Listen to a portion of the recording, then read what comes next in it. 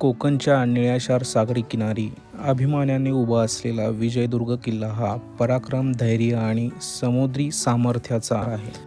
पूर्वीचा जिब्राल्टर म्हणून ओळखला जाणारा हा किल्ला अनेक लढायांचा साक्षीदार राहिला आहे. येथे उभे राहिले की समुद्राच्या लाटा जणू इतिहासाचे गूढ सांगतात असा भास होतो. भक्कम तटबंदी, गूढ बोगदे आणि अतूट संरक्षण व्यवस्था यामुळे हा किल्ला अजय मानला जात असे. छत्रपती शिवाजी महाराजांच्या पराक्रमाची आणि कान्होजी आंग्रेंच्या अभेद्य आरमाराची कहाणी येथील प्रत्येक दगडात कोरलेली आहे. विशाळ तटबंदीच्या कड्यावर उभे राहून अथांग समुद्राकडे पाहताना इतिहास जिवंत होतो. किल्ल्याचे वैभव, त्याची रचना आणि त्याला लाभलेली नैसर्गिक सुंदरता मन मोहून टाकते.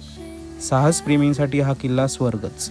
इतिहासाच्या खुणा शोधायच्या असतील, अथांग सागराचा आनंद घ्यायचा असेल किंवा मनमोकळा वारा अनुभवायचा असेल तर विजयदुर्ग हा किल्ला एक अविस्मरणीय ठिकाण आहे.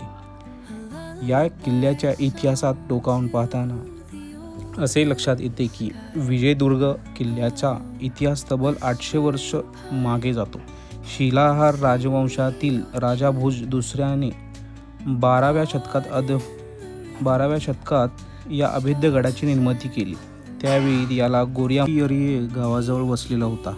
अरबी समुद्राच्या किनारी वसलेला हा किल्ला लष्करी दृष्टिकोनातून अतिशय महत्त्वाचा ठरला.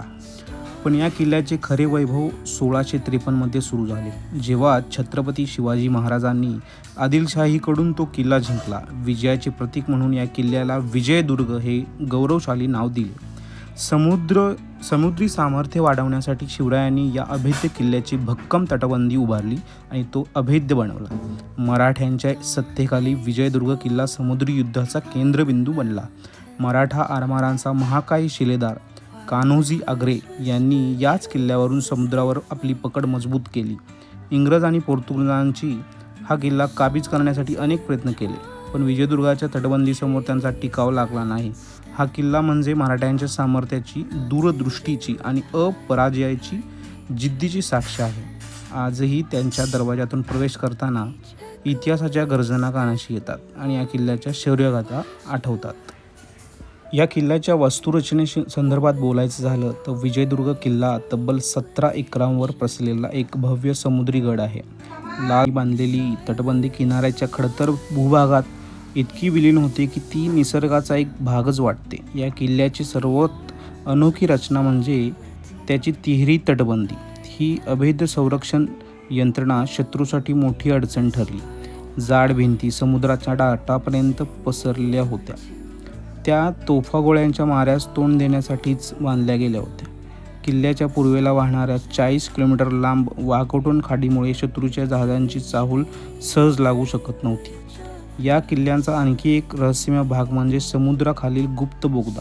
सुमारे 200 मीटर लांबीचा हा बोगदा संकटसमयी सुरक्षित मार्ग होता. तटबंदीतून दिसणारे टोकाचे बुरुज आणि गडावरचे टेहाळी मनोरे अजूनही मराठ्यांच्या सागरी वर्चस्वाची साक्ष देतात.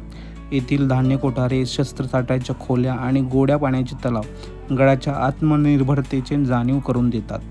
इतिहासाच्या या अनमोल ठेव्याचे जतन करण्यासाठी पुरातत्व विभाग आणि स्थानिक प्रशासनाने विविध संवर्धन उपक्रम हाती घेतले आहेत. पर्यटकांनी स्वतः राखीव आणि भिंतींवर नामानिराळी खोडसळा नावे कोरणे टाळावे यासाठीही जनजागृती केली जात आहे. पर्यावरणपूरक पर्यटनाच्या माध्यमातून हा गड पुढील अनेक पिढ्यांसाठी देखणाच राहील अशी आशा आहे. मी या गडाला भेट देण्यासाठी उन्हाळ्यात गेलो होतो, पण स्थानिक लोकांच्या बरोबर चर्चा केल्यानंतर असं जाणवलं की विजयदुर्ग किल्ला पाहण्यासाठी उत्तम काळ म्हणजे ऑक्टोबर ते मार्च. या काळात हवा आल्हाददायक असते, गडप्रभंतीचा आनंद द्विगुण होतो. समुद्राच्या गार वाऱ्यामध्ये किल्ल्याच्या तटबंदीवर फिरताना इतिहासाशी एकरूप झाल्यासारखे वाटते. उन्हाळ्यात एप्रिल ते जून दरम्यान उन्हाची तीव्रता वाढते. प्रखर सूर्याखाली गड चढणं दमवणारं ठरू शकतं. यामुळे हा किल्ला ऑक्टोबर ते मार्चमध्येच पाहायला यावं.